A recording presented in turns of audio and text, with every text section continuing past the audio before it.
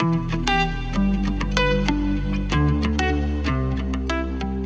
morning, everyone, and welcome to our 22nd trail chat at For Wild Places. My name is Hilary. My pronouns are she, her, and I'm one of the co-founders of For Wild Places, and now very proud to also be our CEO and filling in for Will today, who's on parental duties, so he can't make it. But yeah, very excited to be here today chatting to Kellie Angel. And I want to acknowledge as well that I'm on Wadawurrung country, based down on the surf coast, where I know you've spent a lot of time on the trails down here, Kellie.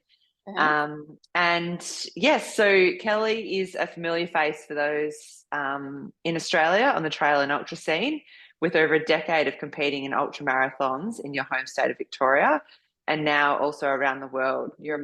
She's a mum of two cheeky boys, a run coach, occupational therapist, as well as holding a PhD in exercise prescription, and I'm just exhausted thinking about all of that. And amongst all of this, you've taken the time today to sit down with us, Kellie. So thank you so much for joining us. And yeah, before we kind of get into it, how are you? How's your day been? It sounds like it's, I'm sure every day is full of chaos for you, but it sounds like today particularly. Hi, yes, thanks for having me. Yeah, we've had some pretty major storms down here in Victoria, so we're lucky we've got our power on, but the boys are currently at childcare in the dark, and the 18-month-old decided to fall flat on his face and chip his tooth, so now I've got to figure out a dentist, and it's all happening. All right, never a dull moment, is there? And whereabouts are you based? Where's home for you? So I'm based near the Dandenong Ranges. Oh, beautiful. Yeah, you guys have really copped it out there over the past few years, haven't you, with storms and winds and we have, all sorts of things. Yesterday was the worst one they've had in quite a while. We got off pretty early, but yeah, there's a straight line through part of the country that was hit pretty hard. I think it's the worst power outage they've ever seen in Victoria. So yeah, it's pretty hectic, isn't it? And and then when you've got two boys to look after, and they decide that that's a good time to face plant. Oh dear. Setting me up. And yes, well, I'm sure that keeping you on your toes. I've been having a look through because I've always seen you around the scene, but I've kind of don't know a whole lot about you. So I went onto your the UTMB athlete I guess back catalogue. And from the look of that, you started off with 50K events in 2011. So we're going back about 13 years. And then a few years later, your first 100K at what was then the North Face 100, now UTA. And then 5 years later, your first 100-miler. I feel like a lot of us can make the mistake of doing one ultra and then being like, that was awesome, sign me up. How do you feel, like looking back on that, like your progression through the distances, and was that, how did you kind of come to ultra running and then slowly start to increase in the events that you competed in? So firstly, I'm glad that you've done that history, because everyone always asks me how long I've been running for, and I always say about 10 years. So, yeah, I feel like with some of these things, you'll be like, oh, was that right? Because so often it just that's all good to know. meshes into... 10 years. Look, I started running pretty late, really, probably in my late teens, early 20s. And it started off with Run for the Kids, and didn't realize I could actually run that far, and quite enjoyed it. And so I just progressed from there, and I signed up to Oxfam Trail Walker with some friends from the local running club, and so we started doing some trail runs as a lead in to that, and did our first couple of ultras together as a lead into Oxfam. And I just found that it came pretty naturally to me. I just really loved being out in the bush and out in the forest, and just progressed from there. And it's interesting. I've never really thought about my progression in time like that before, but it is really interesting as a coach now, seeing different athletes come on board, and they get hooked straight away, and so many people do jump up in the distance so quickly. I think I have done it pretty smartly, but it's just come with finding new challenges at a particular distance, I think, as well. So being happy with where I'm at over the years and finding different challenges and things that I've enjoyed at those shorter distances. And then when I felt ready to step it up, then I have. And I think that's, you know, that's why I've stayed healthy and I've been able to have such a career, I think, as well. Yeah, that was what also really, I guess, stood out to me looking at, so there was roughly 60 events in those kind of 13 years, all from, 50K up to 100 milers, and not one DNF, which is, I'd say, very rare. And I don't guess like saying that out loud. I know, I'm just touching wood for you right now. And which is, I guess, speaks to your consistency. And then I also saw that you say training is a lifestyle, and I think that probably speaks to why you've had that consistency and managed to stay healthy through it all. And how long have you been coaching for? How long's that been part of the? About 10 years. Yeah. No, look, it probably has been roughly about 10 years. I started off with a few different groups in Melbourne through 2 times a year, and that progressed to a couple of other different clubs throughout Victoria. But now it's mostly online through Endurance Edge, and the groups thing doesn't work as well when you've got little kids to worry about. But it's nice to still be involved in people's journeys. Yeah, totally. And I feel like, when you started running, did you have a coach, or was it kind of self-taught? Because you were, obviously you had a PhD and you're in that space anyway. Did you just kind of feel it out for yourself and do what felt right and find your own combination of, I guess, training and trying to keep up that consistency without getting injured? Yeah, no, I didn't have a coach early on. I joined a local running club, running in the Burbs. And I ran with them for many years, and they, amongst all of the people there, they had a world of experience, so I learned a lot from them. And I've had various coaches since then, once I started competing in the ultra and trail space, but I haven't had a coach for a few years. I found, since having the kids at the moment, I just feel happy trying to flex life around them, and I haven't being confident that I would be able to respect a program that a coach would give me at this point. So I've just sort of done my own thing for the last few years, and it seems to be working at the moment. So whilst I'm not plateauing too hard, then I'm just going to stick with that for now.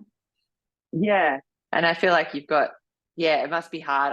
I find with myself, I've thought of getting a coach, but then I know I'm just going to disappoint them because I'm just going to go off and do my own thing anyway. So it's kind of hard trying to find that balance when you do want that flexibility around routine. And like when you have a power outage and you've just got to, say, well, that's not going to happen today, might not happen tomorrow, but knowing that at some point it will happen. And that's exactly right. And that's the exact story today when I went, the kids ended up coming back home after they'd been dropped off, and then I went and dropped them off. I was ready to go for my run and went outside, and it was bucketing with rain, and I just couldn't deal with it. So I haven't been training yet today. It'll happen at some point. Yeah, exactly. So because Grampians Peaks Trail 100 miler was your most recent event, and that was November last year. How did you pull up after that? Because it's a pretty had you spent much time out in the Grampians before that? So we've spent a lot of time out there over the years. We got married there as well, so beautiful. I know the place very well, and I'm thinking of everyone out there right now because they've got 2 major bushfires, and I know that lots of homes have just been lost. So I'm feeling very much for those people out there in our precious place.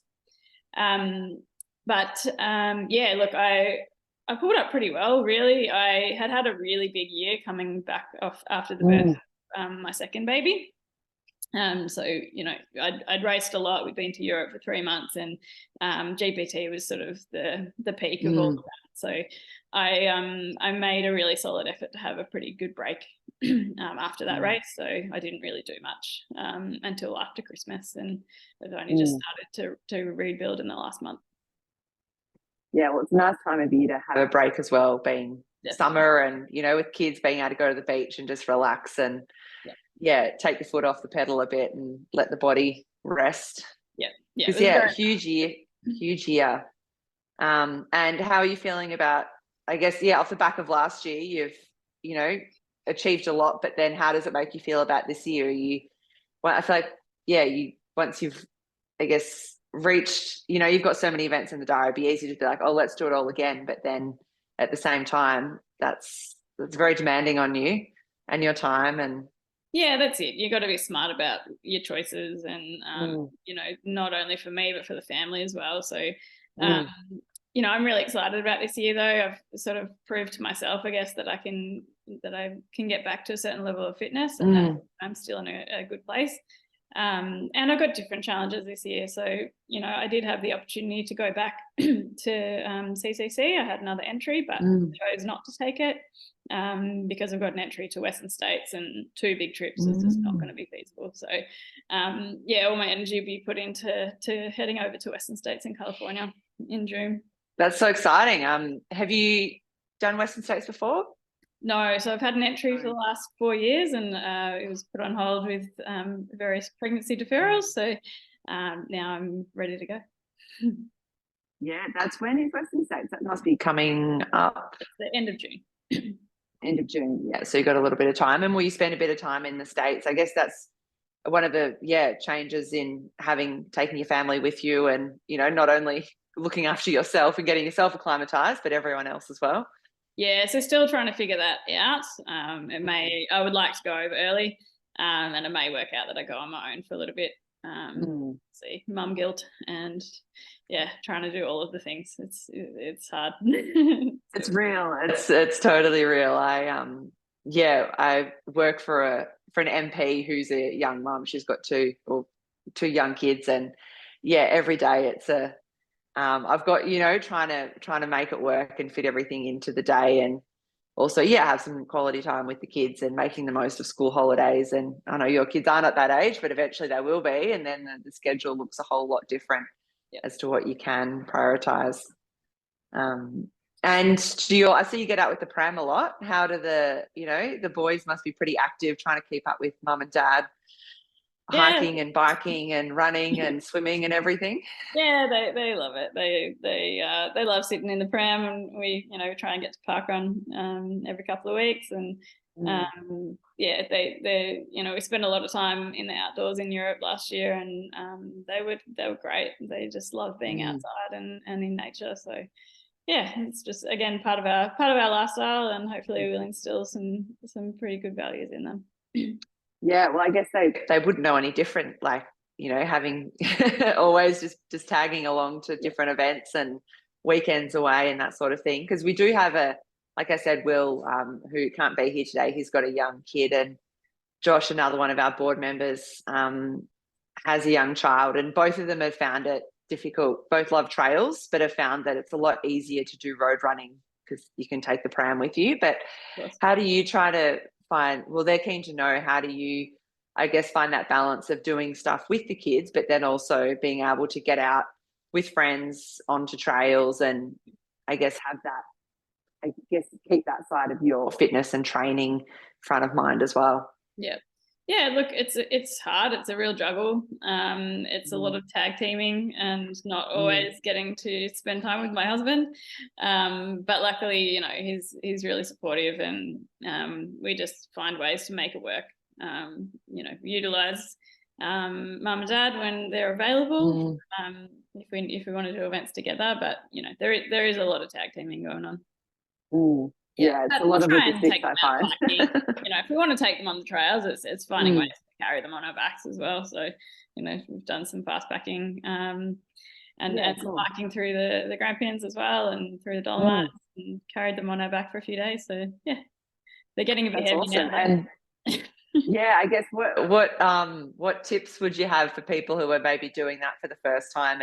Maybe things that have worked or things that haven't worked, because I know my sister was living in Canada when she had her 2 kids, and they went on a few trips, and sometimes I'd get home and they'd be like, well, that was a disaster, but we've learned some things, and we'll know not to do that again. But in your travels, what have you found? Like, is there a certain number of days, or how long until it stops being fun for everyone? Look, we got through the Dolomites over 5 days, so and that was fine. As long as I think carrying them in the backpack, they were so used to it from very early on that it was just normal for them. So they were quite happy to be there and looking at everything. And you know, we played games with Addie, the older one, to you know, find all the markers, find all the Doritos on the trail, things like that. And you just can't be worried about them getting dirty and things. Like, you know, you can only carry so many outfits with you. They get a bit dirty. You just got to live with it for a few days, and that's fine. Yeah, they certainly don't care, do they? Like, it's they're not fussed. Exactly. And now that, yeah, I guess your eldest is getting a bit older and probably wants to walk a bit himself as well. How do you know, I guess that's just part of it, is just being patient and, you know, really backing off the pace occasionally and letting them wander and look at all the things. And yeah, exactly. Yeah, letting them out occasionally and let them go and explore. And he got to do lots of races over in Europe as well. Lots of little kids races. Yeah, you know, anywhere from 100 meters to 2Ks. So he did really well. Yeah, that's solid, because we've got an event coming up in September where we have a kids race, and yeah, it's always that question of how long should a kids race be? Like, do we want them to be actually challenged and you know, fall in a heap at the end of it, or is it just a bit of a novelty, you know, a couple of laps around the event headquarters? Yeah, just a bit of fun. It's all about fun and getting involved, and getting a chance to and do I think it. as well, it's exactly, that's it as well, is like allowing them to kind of be part of the action and have their moment, I guess, at the finish line, and their you know, get their medal or whatever it might be. That's really cool. And so Western States, what will the training for the next kind of few months look like in the lead up to that? Have you got any events in the meantime, or to kind of, I guess, as training, you know, runs what they would be for you, but what's your next few months looking like? Yeah, so I've got a few races in there. I'll be heading up to Mount Buller this weekend for the Archie, just to get my butt back into ultra mode. And then I'll be at Noosa Ultra Trail, probably do the 50K there. And yeah, other than that, there might be a couple of other events. 6 foot track I am doing. That kind of mimics Western States pretty well. Other than that, it'd be, you know, just trying to work on some faster stuff, as whilst maintaining some trails and hills, and trying to get out in the heat when I can while it's still here. And figuring out a way to maintain that sort of heat acclimation. Yeah, because it's often I know, having watched, you know, past years, Western States, it gets incredibly hot and then also incredibly cold overnight as well. Like, it's a real from one extreme to the other.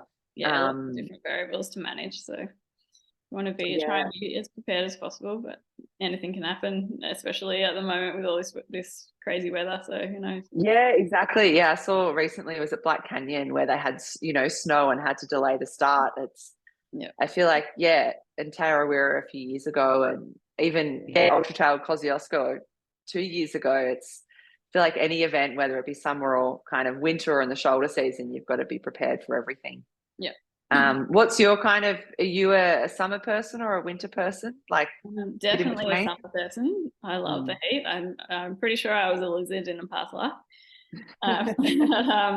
But it's funny because I look back on all of, you know, my best races, and most of them were in horrendous weather.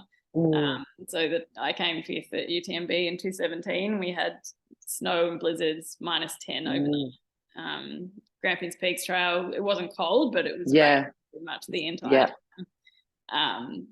So it's really interesting, you know, because there are just so many variables in an ultra, and the weather's one thing you can't control, but it then can affect your nutrition and all of the other factors as well. So and I guess as well with your, you know, because you have been doing it for, you know, you've had experience all different places, different conditions, you would be you know, pretty good at knowing what you need and how your body responds and that sort of thing, whereas others who might not have found themselves in, like, running in the snow before, you know, things can get unstuck pretty quickly if you don't take I guess don't jump on those things straight away. Like, something pretty little can really affect your race. definitely. And do you enjoy that kind of like, you know, going into a big event like Western States? Are you a data kind of spreadsheets person, or are you more just like, I've done this before, I kind of know what to do? Because I feel like people often fall in like either a wing it camp or like every last calorie is accounted for. And No, I'm definitely more of a wing it kind of person. Probably in my early days, I planned things out a lot more, but you realize that as you get into a race, you don't look at any of it again. So it's kind of like, Yeah. as long as you got some sort of idea in your head of what you need to do, then you just have to go with how your body feels, really. And do you have like a crew that you know utilize as your crew? And like, for example, for Western States, how do you kind of approach that, trying to get people around you who, you know, can crew you, but then also maybe have that experience and know what you need in certain situations and kind of preempt, what you need along the way? Yeah, so my husband is my best crewman. He knows me better than anyone, and generally most of the time knows what I need and what I need to be told. Western States is going to be a whole another ball game, because lots of the aid stations you need to hike into, which means it's going to be a bit of a challenge with the kids. So we'll try and figure out a plan, but I have made some pretty good connections. And I've got hopefully got a good team behind me, so looking forward to meeting them. And they've got a lot more course knowledge than I do as well, so because that will be really important as well. And I guess people to pace you as well, is that so that should be good. That will be Western States, it's always a awesome event to watch. And I think that's been really interesting as well from a, you know, spectators. I do a bit of, you know, ultra running, but never those big ones, but just the way that I guess it's become a spectator sport, even all the way here in Australia, being able to see what's happening. And I guess it just shows how, I guess, you know, we've got our small running communities, but how that works on a global scale, and having the live chat on the stream and feeling like you're part of something, even though, you know, it's the middle of the night on the other side of the world. It's because I feel like because community was what drew you to trail running at the start. And how have you seen that evolve, like, you know, being part of Park Run, but then also through coaching and these events? And because I guess the sport would have changed a lot in the past, you know, 10 or so years since you've been doing it. What are the kind of key standouts that you've noticed that have benefited the sport and the community around it? Yeah, look, I think it really brings people together. You know, there's so many different running groups in Victoria now. If you want to get into running, you just, you know, Google your location, and you'll generally be able to find somewhere or someone to run with. You know, you don't have to do it on your own, and it makes it a lot funner running with others. We've recently started up last year the Dandenongs Trails and Ales group as well. So that's, you know, brought some different people into the mix as well, who might have been runners but not necessarily confident trail runners and going out for a long run. So that's been really nice, you know, to run with people of all levels in a really social way every week. And, you know, I think the sport has grown so much in the past 10 years. There's so many different events to choose from, you know, and just seeing people get involved, not only as runners, but as volunteers. And, you know, it's such a great vibe, and it can take you to some really cool places that you might not have ever, you know, thought to go before as well. And I think it's been really good.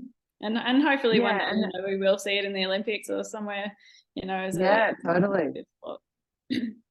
There's a real push there, isn't there? And I've been, because we've got Paris coming up this year. That's not too far away at all, and it's been pretty amazing to watch the Australian women's marathon team all vying for a spot and just totally blowing each other out of the park when it comes to the qualifying times. And I live in Aries Inlet, where Ellie Pashley's based, and I see her out, you know, just absolutely pounding it on the trails and on the roads, and just they're all just completely working their ass off to kind of get into that team. And it's really amazing, because I find like a lot of them, like Jen Gregson and Sinead Diver, like they've kind of brought like shown people that, you know, postpartum, your best is yet to come. And I'm interested, like from your experience, from, you know, because you did a lot of running pre-kids and now post-kids, but are there some things that you've got out of it that you didn't expect in terms of your I guess attitude to running, but from a physical but also a mental perspective as well? Yeah, so I guess firstly, yeah, we're so lucky to have some great role models in Australia. Like all of the top women are all mums and you know absolutely killing it, and are, you know, a bit older than what we, you know, the norm would have been expected from, you know, 10 years ago. So that's really exciting, and I think, you know, hopefully it gives a lot of women hope out there that, you know, they've got a lot of years ahead of them. For me, you know, I think it just gives you a really good sense of balance. Like you can't do everything in your schedule. You can't just, you know, do all these things. You just have to go with the flow and be flexible. And I think that keeps you grounded and keeps you a better runner, particularly on the trails, because you need, you know, like we've spoken about, you need to be prepared for anything. So children can definitely keep you prepared for anything. You know, you slot things in, you make things work as you can. But, you know, I think it's been good to particularly come back after the first child and you know, have the confidence that, okay, I can actually still do this. And, you know, I got my 5K PB, 10K PB last year after having both of the kids. So, you know, our women are pretty amazing. Our bodies are pretty amazing. And, yeah, it certainly makes it tougher too. Yeah, and it's interesting to see that being backed up by studies and science and people actually invest in, you know, researching this and saying that, yeah, like women in their 30s and 40s and maybe even older, that's their peak age for endurance events, and also seeing that reflected at an elite level, but then also just, you know, going along to an ultra marathon and seeing so many women of different ages and shapes and sizes and backgrounds all at the start line, often there, you know, with a friend either side of them, all just having an awesome time, much like, you know, you and your friends at the Oxfam Trail Walk, like you get in it and you're supported by those people around you that get you out of bed on a, you know, cold wet morning when it's the last thing you feel like doing. But yeah, and it's, I guess there's still a big imbalance between genders on the trails, particularly in the longer distances. But there's so much more being done to try and break down that barrier as well. So, you know, it is slowly increasing, which is really cool to see. Yeah, and what are some things, I guess, you know, you go to a lot of events and see, you know, what's going on and probably chat to the race directors and know people, you know, the trail running scene inside and out. But what are some things that I guess could be addressed, or, you know, for example, bringing in for your Western States being able to roll over your entry because of pregnancy, like that seems like a no-brainer, but I feel like that's been a reasonably recent thing in the kind of elite level. But from a local level in the events you go to, what are some things that you think we could be doing better to improve that parity between men and women in these longer distance events? Yeah, so I belong to the Women's Equality Group for the Pro Trail Runners Association. So they've been doing a lot of work in this space, particularly with Sophie Power, who you may have seen. There's a pretty famous photo from UTMB a few years ago, breastfeeding her baby in the middle of the race. So she started a page called She Races, and she's been a massive advocate around the world to try and change this. And so yeah, pregnancy deferrals have been one thing that that is such a simple thing to implement. And finally, you know, most races are jumping on board with that. And I think, you know, some races only did it as a year deferral, but, you know, I've been pretty strong in saying that that's not enough. Depending on the length of the race, lots of races you need, you know, you need an actual qualifying race to get into that in the first place as well. So, you know, you need pregnancy deferrals that are at least 3 years from my perspective to give, you know, different people are going to recover differently from having kids. Yeah, and you don't want to feel rushed or like you're getting back into it quicker than you would prefer to because it's going to expire. Like that's just even more stress and anxiety for you know, mums who already got more than enough to worry about. Yeah, exactly. And I think the other thing is just, creating safe spaces for women to train. There's another woman's gone missing last week from Ballarat whilst heading out for a run. We still don't know anything, and it makes women scared. So it's creating safe spaces for women to train, and partners being supportive of them getting out and training, and being able to look after the kids and totally prioritizing it within the family as well. Exactly.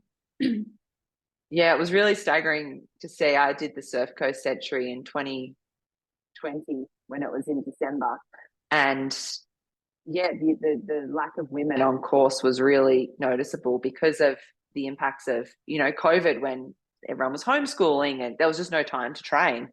And it is, as we know, like incredibly time intensive if you are going for any ultra to try and get in the Ks. Just that time on feet, and unfortunately, I guess we see exercise or training still as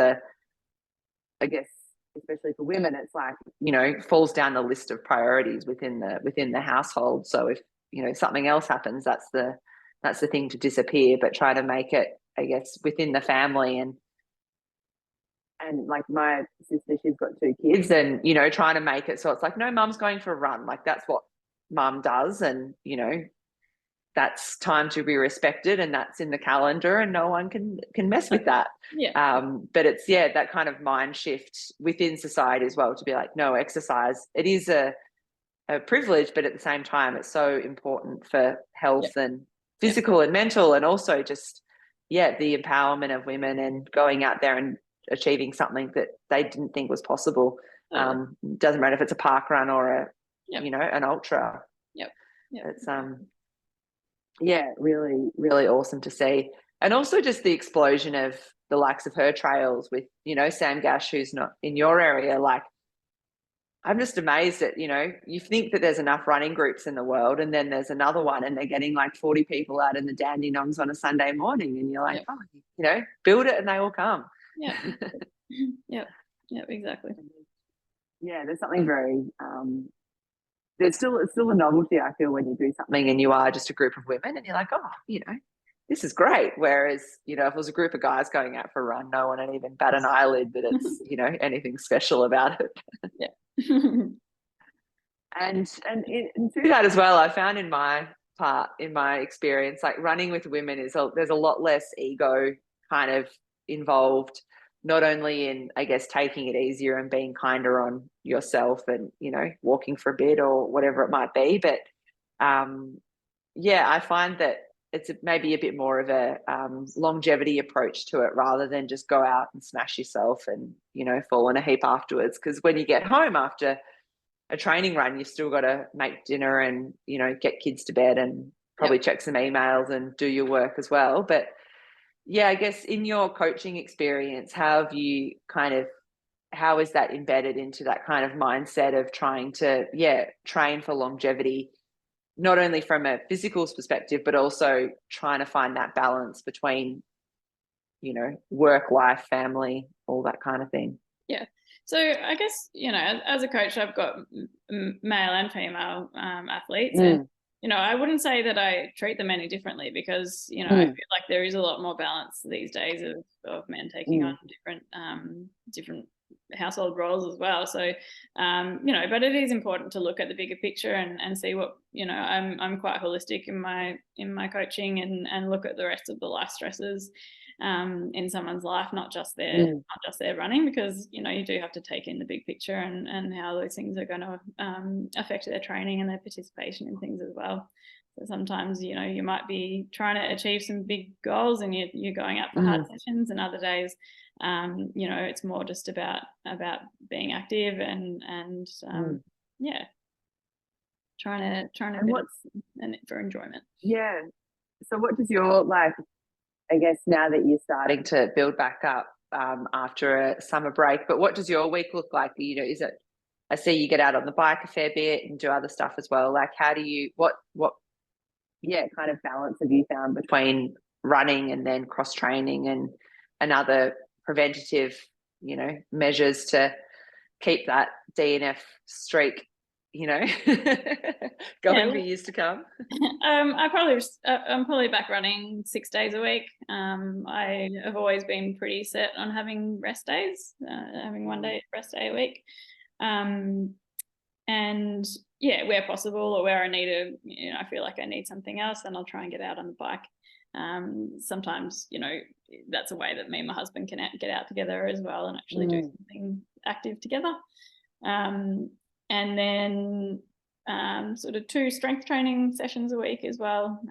I've tried to do things at home and it just doesn't work. I need to be in the gym space, in the zone. So I've given up trying to do some home Pilates and stuff. It just doesn't work for me. But it always sounds convenient, doesn't it? But it just doesn't happen. No, it doesn't work. So yeah, that's probably a few, 2 or 3 key run sessions, and then the rest is easy running. And I try and run with people where possible, because that's what I like to do, and that keeps the fun in it.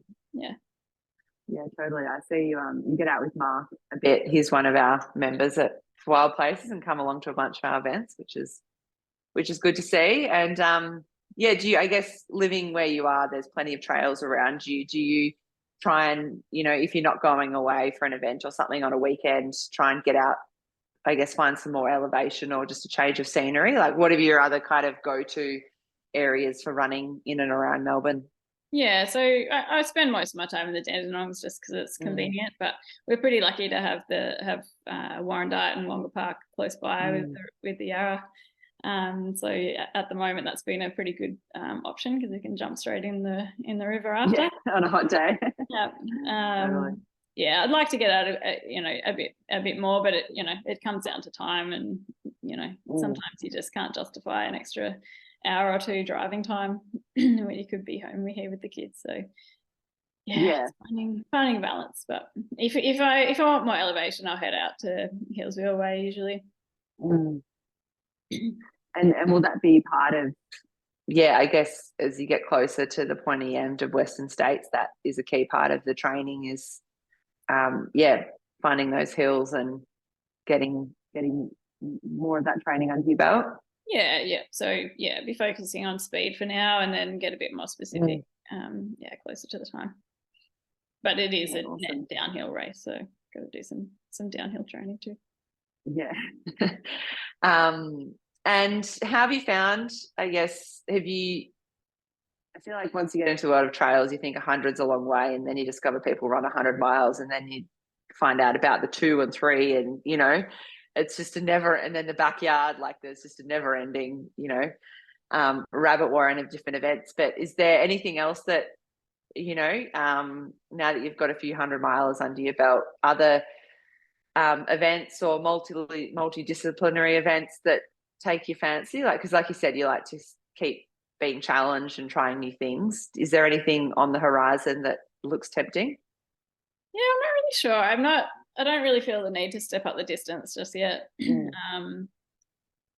100 miles is a long way. They're always really tough, and during them you're like, why am I doing this? I love doing stage races, so I'd love to make more stage races if I can make that work at some point. But the focus is sort of just on Western States, and I haven't really thought much beyond that just yet. We'll see what comes up. But we've over the years we've used it as a way to explore the world. So for us, it's finding some new places to go to that we haven't been to before, and it's a pretty cool way to see a new place. Totally. Like, you've been back to UTMB and CCC a few times, and the States is just full of unique events like Western States, and then Hard Rock, and plus all the other ones over there. And I guess it makes for a good excuse for a holiday, but then at the same time people would say that that's not a holiday at all, because there's a 100 mile. I hope you have a chance to have a rest period afterwards with the family and actually have a holiday. Yeah, totally. You can make both work, and then everyone's happy. Definitely. We've got a few people joining us. If anyone has a question, feel free to pop it in the chat, because I feel like I've really kind of flown through the ones that I had there. But I guess I'm keen to know as well, like the focus of For Wild Places is protecting, the places we love to explore, and we're trying to encourage runners to be more active in that. How have you seen, I guess, through events and just, the running community and run clubs more often, and especially with what's, been happening out at the Dandenongs, and that resulting in a lot of trail closures and, impacting the trails that people love to run every day. Have you noticed a bit of a shift in terms of your running community and how we talk about things like climate change and the impact of weather, not only on training, but then events like we were saying, and the becoming more unpredictable, and, seeing in Australia that kind of window of alpine events over summer is so crowded, but then what can you do when, there's bushfires plus unseasonable snow and all this sorts of stuff? Like what have you seen? What changes have you seen in terms of how people are talking about it? Yeah, I think it's definitely spoken about more, and I think that people are more aware that they need to be prepared for any conditions now. It could be the middle of summer and really cold, or it could be, you can get anything in any season, and you really just have to be prepared for anything. I think people are getting better at taking gear out on the trails and mandatory kit, in order to be prepared for things.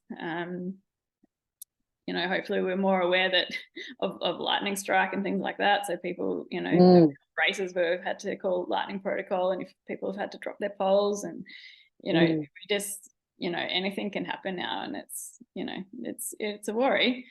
Through the Dandenongs we've had some pretty major storms, and there's regularly trees and things coming down now. So I think people are more aware that on windy days they need to be a bit more careful about their choice of training locations. And I guess the other point, just sort of in the same topic, is I'd really love to see more volunteer programs to actually help out with trail management, because we know that parks just don't have the funding and capacity to keep up with it all. And from being over in the States, we were over there for our honeymoon a few years ago, with one of the trail masters of Western States, and they have such great programs that look after the trail, and the minute there's a tree down or something's wrong, they get a call up and they go out there with their chainsaw, and it's dealt with in a matter of hours. And I think that lots of these discussions come up that people would be really keen to do that sort of thing. There's just lots of blocks of being that enabling that to happen. Yeah, totally. That's something we chat about a lot, because especially, I guess, the mountain biking community is very active in that, because they need the trails to do the sport that they love. Whereas, we rely on the resources of Parks Victoria or Parks, whatever our national park service is in the different states. But with increasingly, I guess, severe events, but the same amount of resources, they've kind of got to do more work, but with no extra funds to repair bridges, or even get a person out there to fix something before it becomes too much of a problem. And then the solution is to close the track until they can fix it. But trying to find, and we've tried to do a few events. We did one out here in the Otways last year where we were literally just digging ditches along trails, so that way over winter it like diverts the water off the trail, so it doesn't become underwater, because then people, divert off the trail and create more trails and all that kind of stuff. And it's very satisfying as well to get on a shovel or whatever it might be, and actually have something to show for your time, and know that, over winter all your hard work will have washed away, but hopefully in the meantime it's gone a little way to helping preserve that area, and keep people's shoes dry, which is, some people would deem that very important. And I think it's good to know that, I guess for Wild Places, we want to target this in the areas where it is needed, but then also there's the people that are keen to do it. And I think the Dandenongs I know that there's an array of awesome running clubs out there, and also a range of issues, like you said, around fallen trees and just that track maintenance. And trying to look at models that they do have in the States where it gets built into that community behind that trail or that event. And I know we're chatting with Chris Ord about I can't remember whether they're changing the name, but the Great Ocean, the GAL 100, which is coming back because, so, seeing you've done that before, like it's a beautiful stretch of trail, but once again, it's also incredibly underfunded. And if they want the event to go ahead, there's a lot of work that needs to be done. And essentially parks don't benefit from there being an event there, but we do because it means we get to be part of it. So that's, somewhere that, I'd like to kind of keep chatting about that, because having people like yourself who are active in that community to kind of, build it, and they will come and actually be like, okay, we can work with parks to have those initial conversations and try and break down some of that red tape. So that way, and once you do it once, it becomes easier and more people hear about it. And like with, park run or any kind of event, it's as much as a social occasion as it is a workout or, a training run. Here's Will. Gus must be having a sleep. Will, is he?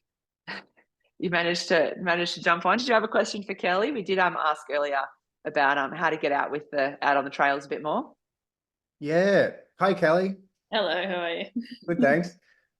How are we going for time? So maybe I'll just ask the question. But if I missed the first bit. If it's covering the same ground, feel free to tell me to go offline. We can catch up afterwards. But yeah, Kellie, I just literally wanted to pick your brain on some of the really practical stuff around running and parenting when you've got young'uns. Like literally, do you only get out when the kids are at daycare or in school, or do you have a really supportive partner who just hangs with the kids while you're out? But even things like when you're out, what happens if you're out of range and you get a call from daycare that your kid's just vomited and you have to, hoik it down to pick them up? And then the final thing is, when you're able to get out and run, but you're just stuffed and you just need to rest because you haven't slept and you need to clean the house or whatever, what choice do you make? So anyway, there's just a few things. I'm not aiming to run as much as you. I'm not competing in anything, but I'm just flat out struggling to get out. So I just wanted to hear a couple of your thoughts on those practical matters. Yeah, look, it's really hard sometimes. It's a massive juggle. I recently read Atomic Habits, and I found it really interesting because, it talks about competitive athletes being those that are willing to get out on those mundane days when they're really bored and they really don't want to, but it's about the consistency. And it was good reading that just to reflect on what I have done right over the years and what sort of personality traits, I guess, have kept me going. And it is just the ability to just get out even when I really don't want to, or just, sometimes you just do it and you always feel better for it. You always feel, you don't ever regret getting out. I'm pretty lucky to have a very supportive partner, but at the same time he really likes to train too, so I think that makes it even more challenging because as I was saying to Hillary before, we're constantly tag teaming, so it's figuring out our schedules for the day. Okay, who's going to train when, who's going to pick the boys up, just figuring it out, but we make it work as best as we can. We haven't had too many situations where childcare have called to come out. I did once realize that my husband was meant to be picking up the kids, and I left, but I took the wrong car that didn't have the one with the car seats at the time. And so I got a call when I was at the top of the mountain saying, "You've taken my keys" or something. Oh crap. So it was a full tempo run back to the car. So I couldn't get them before the childcare closed. So those things happen, but that's okay. I think that, thanks for that reminder around you never regret it, because I did have that experience literally 2 days ago where I did not feel like it, but I went for a run and I felt so much better. But it's just nice to keep that in mind, because I've also had plenty of times where I've just gone, nah, I'm just going to veg on the couch, and then I feel like crap. So thanks for that reminder. Totally. And sometimes it might be that you had an actual session planned and you're like, I'm just not in quite the right mood to push it hard. But even just by, changing it and it's still going out, but just running easy, you're still going to feel good for it. Yep. Yeah. Thanks, Kelly. Yeah. Yeah, I feel like you've got some of those specifics there that only a parent would think about in terms of, like, not only children, but car seats and keys and, daycare and all of the fun things. But also, I think, we're also lucky as runners that we have this ability to get away from, and, it gives us some space away from the kids, which I think is really important as well. People who don't have that sort of hobby, if it's a hobby that's still within the house, it's hard to actually get that mental space away from them.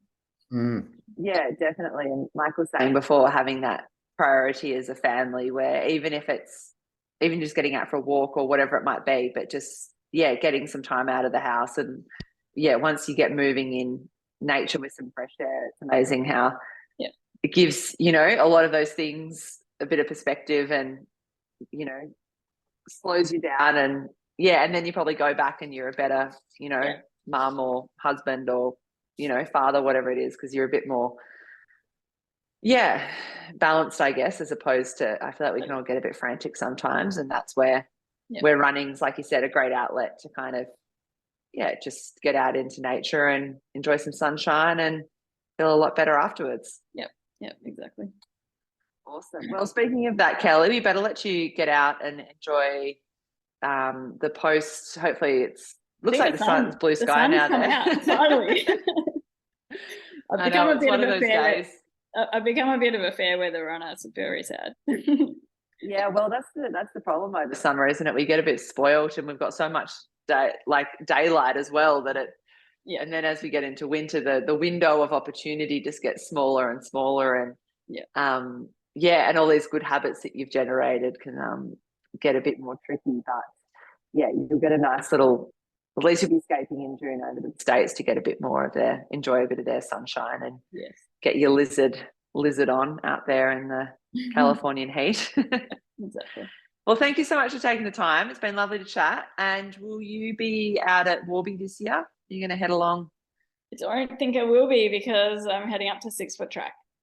Oh, that's the same weekend. Yeah, I was going to say the long weekends are always very, very chock-a-block. Well, enjoy 6 Foot Track. It's always beautiful up there. Thank you. And all the best up in the high country this weekend. Thanks. I know Shane has been up there course marking for the hut to hut. And I haven't looked at how is the forecast looking for the weekend? I think it's looking pretty reasonable. So fingers crossed. Yeah. No, the Archie was my first ultra, and it was the year that there was lightning strikes, so they had to do 2 laps, the 100K instead of hut to hut, and I just spent the whole time thinking, oh my god, I can't believe people have done 2 laps of this. Like, one is more than enough. But I think I heard the loudest thunder I've ever heard that year, and I was out sweeping. Oh wow, yeah, it was pretty hectic, but I swear, like, crossing that finish line and seeing all the, like, I just love sitting there at a finish line after you've finished and you can relax, and just all the smiling faces and the people that you've seen out on course who have, like, you've been like, passing, leapfrogging each other all day, and then all of a sudden everyone's just ear to ear, so happy, and all of the pain and the regret of, like, why am I doing this? What have I done? Is just forgotten, and it's just pure elation, and it's a very special sport. And the photos from you at the finish line of the Grampians Peaks Trail, just totally with your kid on your arm, just sum it up beautifully. That's awesome. Well, thank you so much for joining us, Kelly. All the best, this weekend, and for Western States, we'll be following closely. And if people would like to find more about you're on Instagram, Kelmo. And I'm always amazed at, you're always out doing different things, and it's a good reminder to just get out and do something. Thanks everyone for joining us. And if you're watching this on YouTube, feel free to find out more about For Wild Places at For Wild Places on Instagram or forwildplaces.com. And a big thank you to Smart Wool as well for making our trail chats possible. Get out there, enjoy the blue skies, Kellie, and thank you so much for your time today. Thanks very much for having me.